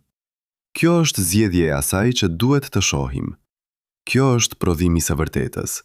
Dhe kjo na çon në një pyetje filozofike që është më e vjetër se shkenca moderne. A mund ta njohim realitetin ashtu siç është vërtet? Apo mund të njohim vetëm atë që na lejohet të njohim? Filozofi gjerman Immanuel Kant e quajti këtë dalimin midis fenomenit dhe noumenit.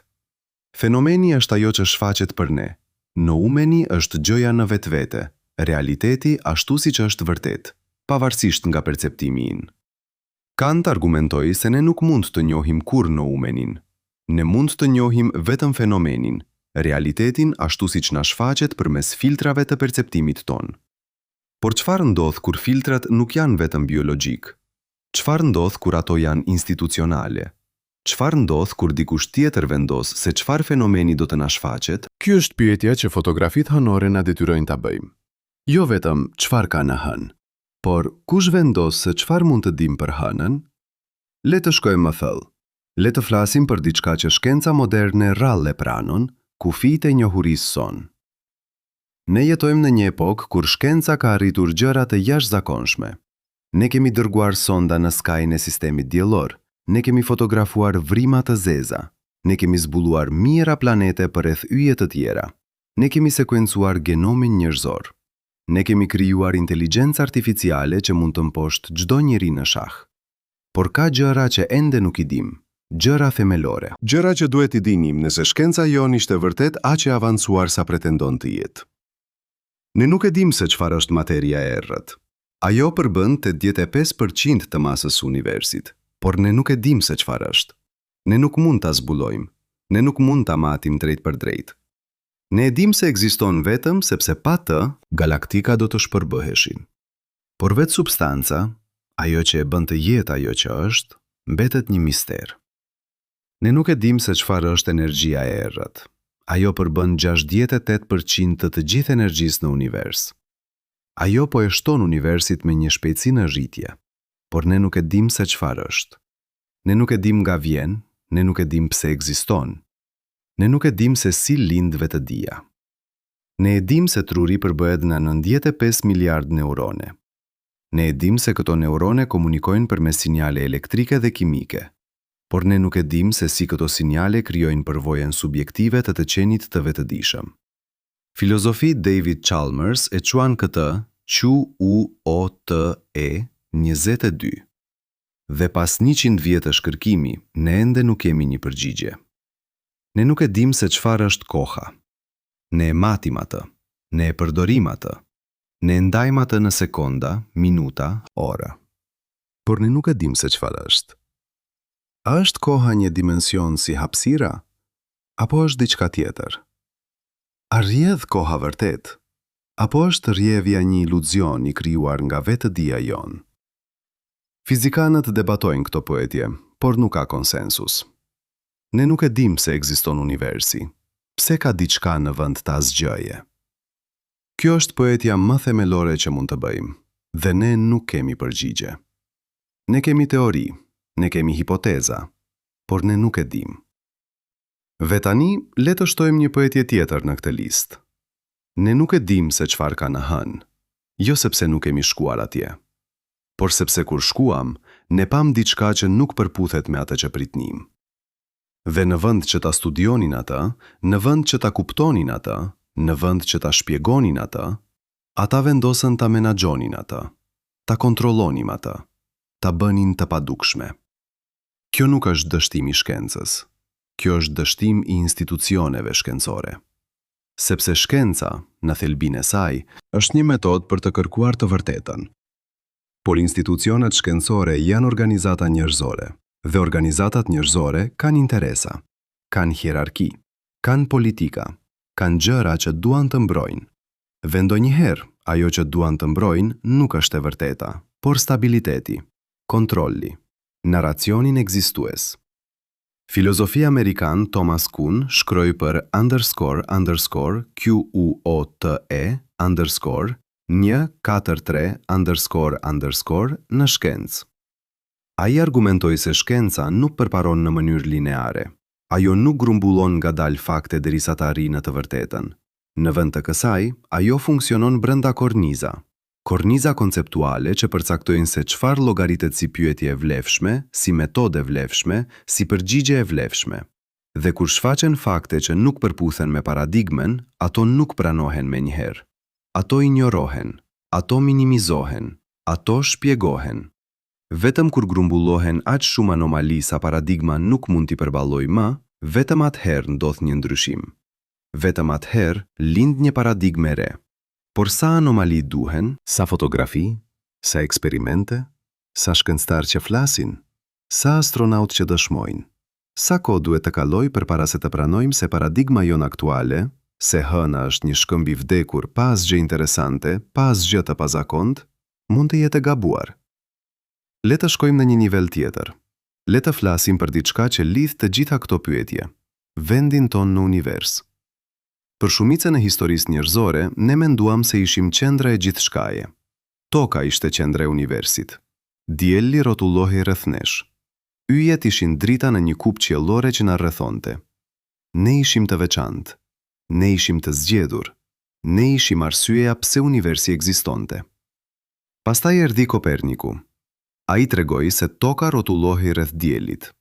Ne nuk ishim qendra. Ishim vetëm një planet midis të tjerëve. Pastaj erdhi Galileo. Ai tregoi se dielli ishte vetëm një yll midis miliarda të tjerëve. Ne nuk ishim as qendra e sistemit diellor. Ishim një pikë e vogël në një univers të pafund. Pastaj erdhi Darwin. Ai tregoi se ne nuk ishim krijuar veçmas. Ishim produkti i evolucionit.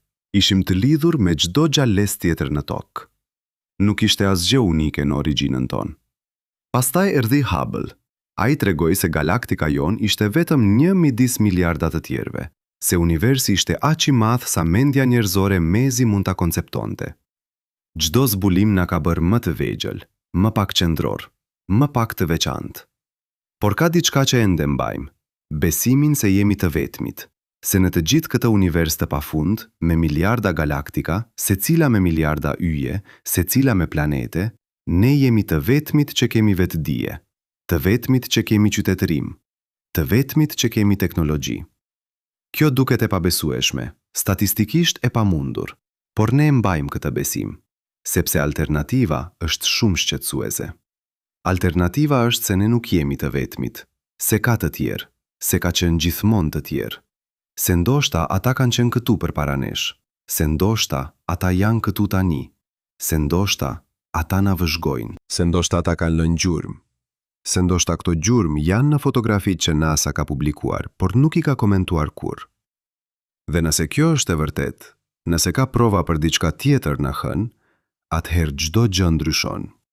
Jo vetëm kuptimi ynë për hënën, por kuptimi ynë për veten, për historinë tonë, për vendin tonë në univers. Kjo është arsyeja pse kjo çështje është aq e rëndësishme.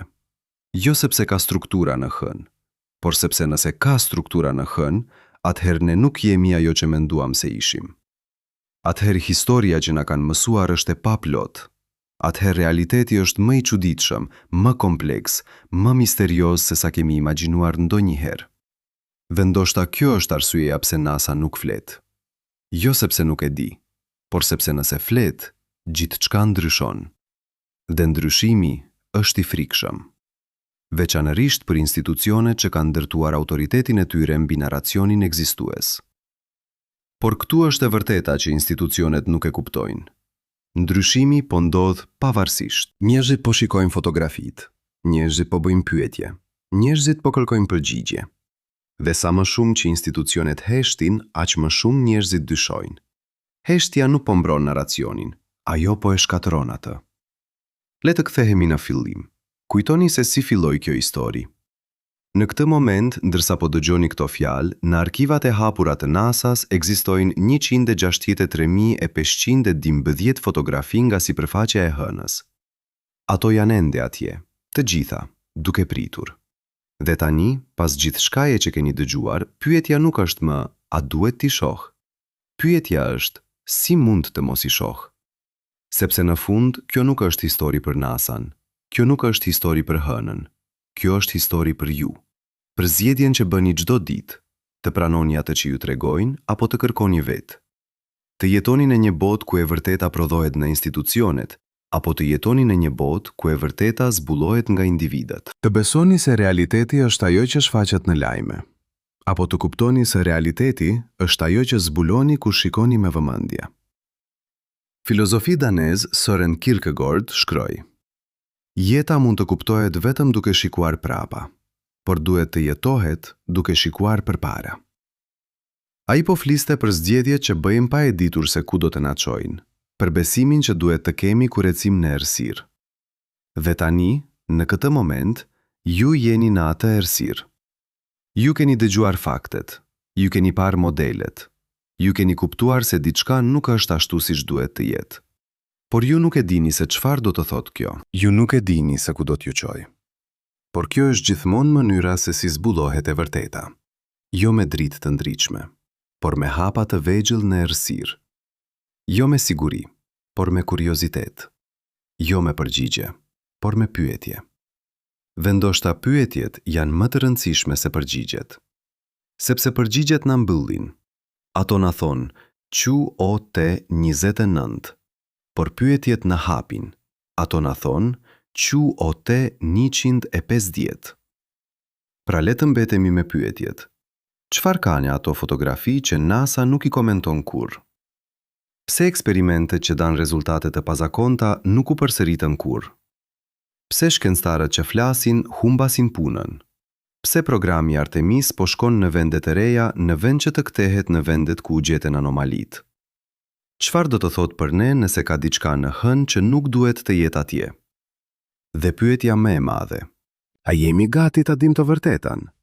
Sepse ndoshta kjo është arsyeja e vërtetë e heshtjes. Jo se e vërteta është e rrezikshme, por se ne nuk jemi gati për të. Se ne ende duam të besojmë se jemi qendra, se jemi të veçantë, se jemi të vetmit. Dhe nëse e vërteta na tregon se nuk jemi, atëherë çfarë? Atëherë duhet të rindërtojmë kuptimin ton për veten. Duhet të rishkruajmë historinë tonë. Duhet të pranojmë se universi është më i madh, më i çuditshëm, më misterioz se sa kemi imagjinuar ndonjëherë. Dhe ndoshta kjo është gjëja më e bukur që mund të ndodhë. Jo të dim gjithçka, por të kuptojmë se ka ende aq shumë për të zbuluar. Jo të jemi qendra, por të jemi pjesë e diçkaje më të madhe. Jo të jemi të vetmit, por të jemi të lidhur me një univers që është plot me mister. Astrofizikani Carl Sagan shkroi: Ai po fliste për universin, por ai mund të kishte folur për hënën, ose për fotografitë në arkivat e NASA-s, ose për të vërtetën që fshihet në dukje të plot. Diçka e mahnitshme po pret, jo në galaktika të largëta, por në 163.512 fotografi që çdo kush mund t'i shohë, në raporte që çdo kush mund t'i shkarkojë, në të dhëna që çdo kush mund t'i analizojë. Po pret që dikush të shikojë me vëmendje, që dikush të bëjë pyetjet e duhura, që dikush të mos pranojë heshtjen si përgjigje. Ajo person mund të jeni ju, dhe kur ta zbuloni, kur të shikoni fotografitë, kur të lexoni raportet, kur të kuptoni modelet, ju nuk do të jeni i njëjti, sepse e vërteta ndryshon. Ajo na detyron të shohim botën ndryshe. Ajo na detyron të pyesim gjithçka që menduam se e dinim. Por kjo është çmimi i të kuptuarit. Kjo është çmimi i të qenit i vetëdijshëm. Kjo është çmimi i të qenit njeri. Ne nuk jemi krijuar për të jetuar në ignorancë. Ne jemi krijuar për të kërkuar, për të zbuluar, për të kuptuar. Edhe kur e vërteta është e vështirë, edhe kur ajo na shqetëson, edhe kur ajo ndryshon gjithçka. Sepse në fund, çfarë është alternativa? Të jetojmë në një botë ku e vërteta fshihet, ku pyetjet nuk lejohen, ku kurioziteti ndëshkohet? Jo, kjo nuk është bota ku duam të jetojmë. Kjo nuk është bota që meritojmë. Ne meritojmë të vërtetën, të gjithë të vërtetën. Edhe kur ajo është e çuditshme, edhe kur ajo është shqetësuese, edhe kur ajo ndryshon gjithçka. Dhe e vërteta është atje. Në fotografitë që NASA ka publikuar, por nuk i ka komentuar kurrë. Në eksperimentet që dan rezultate të pazakonta. Në modelet që nuk mund të jenë rastësi. Në heshtjen që flet më shumë se çdo fjalë. E vërteta është atje, duke pritur. Dhe tani, pyetja e vetme që mbetet është: a do ta kërkoni? Sepse nëse e bëni, nëse shikoni fotografitë, nëse lexoni raportet, nëse analizoni të dhënat, ju do të shihni se çfarë kanë parë të tjerët. Ju do të kuptoni se çfarë kanë kuptuar të tjerët. Ju do të dini se çfarë kanë ditur të tjerët. Dhe atëherë, ju do të keni një zgjedhje. Të heshni, si shumë të tjerë, ose të flisni, si ata pak që kanë guxuar. Por pavarësisht se çfarë zgjidhni, ju nuk do të jeni i njëjti. Sepse pasi e sheh të vërtetën, nuk mund ta shohësh. Pasi e kupton modelin, nuk mund ta injorosh. Pasi e di se diçka është e fshehur, nuk mund të pretendosh se nuk është. Dhe ndoshta kjo është gjëja më e rëndësishme që mund të ndodhë. Jo të dim të vërtetën, por të dim se e vërteta ekziston, se ajo është e fshehur, se ajo po pritet të zbulohet, sepse kjo na jep diçka që asnjë institucion nuk mund të na jap. Shpresë. Shpresë se universi është më i madh se na kanë thënë. Shpresë se ka ende mistere për të zbuluar. Shpresë se e vërteta, në fund, do të dalë. Dhe kur të dalë, kur fotografitë të mos mund të injorohen më, kur pyetjet të mos mund të heshten më, kur e vërteta të mos mund të fshihet më, ne do të shikojmë prapa në këtë moment. Në këtë kohë kur e vërteta ishte atje, në dukje të plot, duke pritur që dikush të shikonte. Dhe ne do të pyesim: si nuk e pam? Si nuk e kuptuam? Si lejonin që të fshihej për aq kohë? Por ndoshta ne e dim përgjigjen, sepse të shohësh kërkon guxim, të kuptosh kërkon përpjekje, të flasësh kërkon sakrifik. Dhe shumica e njerëzve zgjedhin rrugën më të lehtë. Zgjedhin të besojnë atë që u tregojnë. Zgjedhin të mos bëjnë pyetje. Zgjedhin të jetojnë në rehatit e ignorancës. Por ju nuk jeni shumica.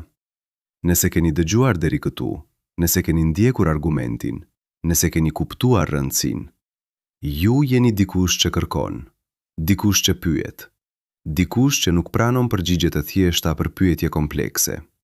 Dhe universi ka nevojë për njerëz si ju. Ka nevojë për njerëz që shikojnë, që pyesin, që kërkojnë. Sepse pa ta, e vërteta do të mbetej e fshehur përgjithmonë. Por me ta, e vërteta del. Ngadalë, por në mënyrë të pashmangshme.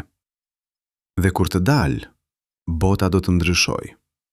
Jo me njëherë, por gradualisht. Sepse e vërteta ka një fuqi që asgjë tjetër nuk e ka. Ajo nuk mund të fshihet përgjithmonë. Ajo nuk mund të mohet përgjithmonë. Ajo nuk mund të injorohet përgjithmonë. E vërteta në fund, gjithmonë del. Dhe kur të dalë, ne do të shikojmë në qiell, në hënën që kemi parë çdo natë të gjithë jetën tonë, dhe ne do ta shohim ndryshe. Jo si një shkëm të vdekur, por si një vend plot me mistere, plot me pyetje, plot me mundësi. Dhe ndoshta, vetëm ndoshta, ne do të kuptojmë se nuk jemi të vetmit, se nuk kemi qenë kurrë të vetmit. Se universi është plot me jetë, me inteligjencë, me qytetërime që janë shumë më të vjetra se tonat. Dhe nëse kjo është e vërtet, atëherë gjithçka ndryshon. Çdo luftë bëhet e parëndësishme. Çdo kufi bëhet artificial. Çdo ndarje bëhet absurde. Sepse ne nuk jemi më vetëm amerikan, rus, kinez. Ne jemi njerëz, banor të një planeti të vogël në një univers të pafund. Dhe ne nuk jemi vetëm. Kjo është e vërteta që fotografit mund të na tregojnë. Jo vetëm se çfarë ka në hën, por se çfarë jemi ne, se ku përfitojmë, se çfarë mund të bëhemi. Dhe kjo e vërtet po pret. Në 163.512 fotografi, në raportet të deklasifikuara, në të dhëna që askush nuk i ka analizuar plotësisht, në pyetje që askush nuk i ka bërë ende, po pret që ju ta zbuloni. Pra shkoni, shikoni fotografit, leçoni raportet, analizoni të dhënat, bëni pyetjet, dhe kur ta bëni, kujtoni. Ju nuk jeni vetëm. Ka të tjerë që po kërkojnë, ka të tjerë që po pyesin, ka të tjerë që po zbulojnë. Dhe së bashku, ne do ta gjejmë të vërtetën. Jo sepse dikush na e tregoi, por sepse ne e kërkuam vetë. Dhe kjo do të jetë fitoria jonë më e madhe. Jo të dim se çfarë ka në hën, por të dim se ne, njerëzit e zakonshëm, pa pushtet, pa autoritet, pa institucione, ne mund të zbulojmë të vërtetën. Sepse në fund e vërteta nuk i përket institucioneve. Ajo i përket të gjithve.